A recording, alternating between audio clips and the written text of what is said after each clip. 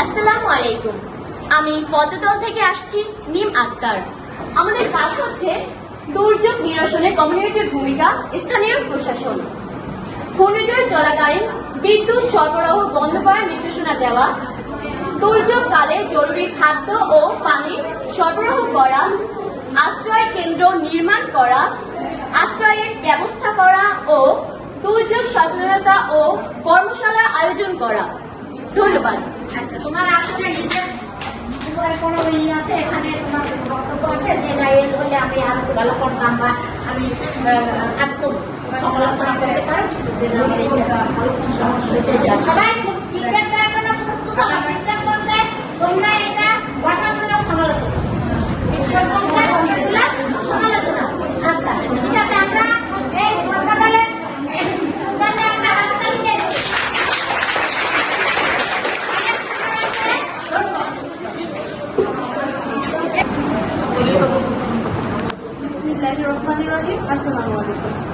আমি এই পরন্ত বিকালে সবাইকে জানাচ্ছি আজকের এই আলোচনা সমালোচনার একটি শুভেচ্ছা।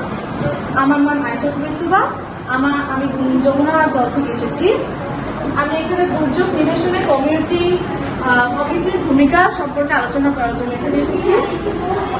এনজিওর ভূমিকা হচ্ছে জরুরি খাদ্য ও পানীয় সরবরাহ করা, 2 আশ্রয়ের ব্যবস্থা করা, 3 প্রতিটি ক্লাসরুমে জরুরি যোগাযোগ নম্বর সরবরাহ করা, 4 দুর্যোগ মোকাবিলায় শিক্ষার্থীদের প্রশিক্ষণ প্রদান করা, 5 বিদ্যুৎ সরবরাহ বন্ধ করার নির্দেশনা